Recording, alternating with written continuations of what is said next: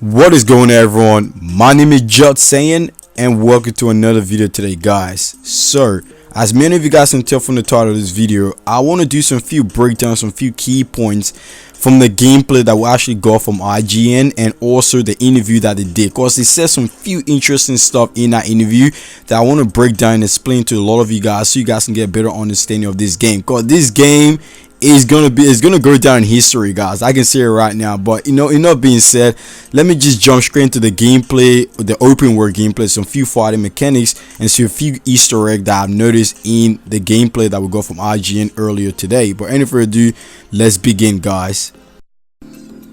Okay, guys, so in this gameplay as you're seeing right now, I want you guys to pay close attention to the screen. So what you see right now you see Goku and Piccolo flying around, but one of the main interesting thing I want you guys to pay close attention to is actually some of those texts that you see on the screen right now, those character talking, those little speech bubbles.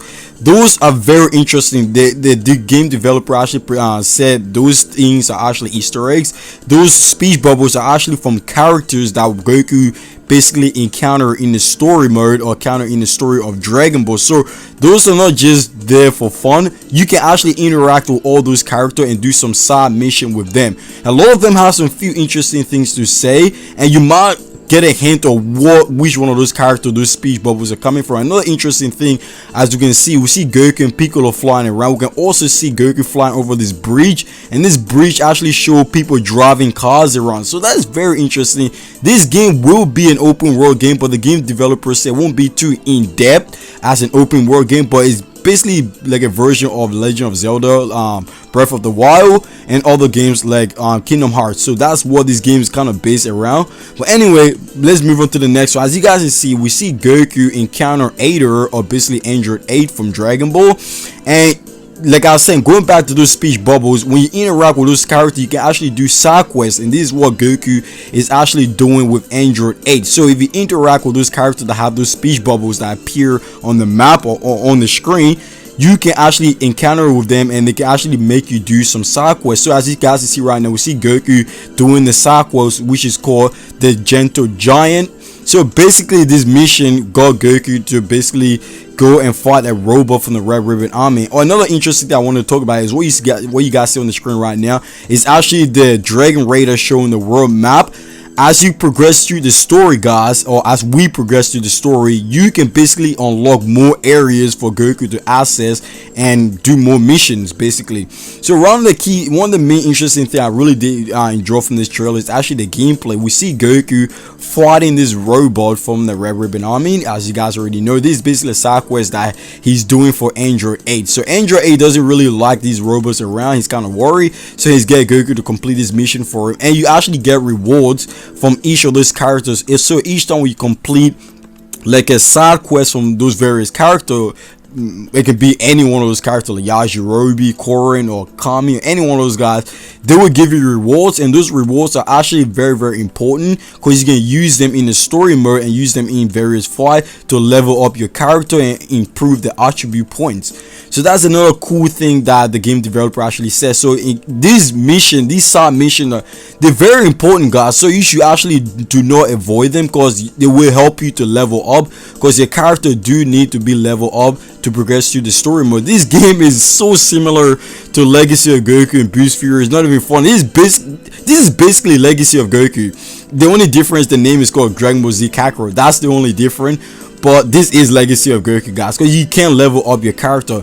Anyway, moving on to the next key point, another Easter egg I also noticed, going back to those little speech bubbles. I want you guys to pay another close attention to this, because this is the main reason why I made this video. The game developer tried to act slick, but look at that speech bubble right there.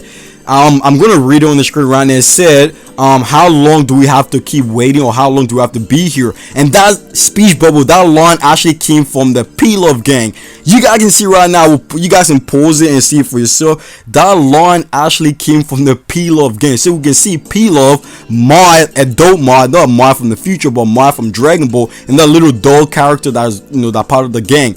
So as you progress through the map, the story mode in the open world, you can actually encounter a lot of these interesting key characters that play a big key part in Dragon Ball. So if you fly around, if you interact with any of those speech bubbles, there might be some important characters like Pilaf, for example. It could be Korin or Yajirobe. Who knows, guys? That's very, very cool. We got to see the Pilaf game actually making an appearance in this game. I'm so excited. It actually caught me off guard when I saw that. I thought that was actually Chaozu and Tien, but it was actually the Pilaf gang. So I'm really excited. And another cool thing too, you can actually hunt wild animals in this game, guys. So if you hunt those animals, like I said, their meat or if you eat them, if you eat the food, they can actually help you improve the attribute points, similar to Legacy of Goku and Boost Fury, which is pretty cool. I really do love that. I really am excited. And also, going back to the speech bubbles, you guys can pause and see on the left hand side, I think one of those lines actually came from Yajirobe.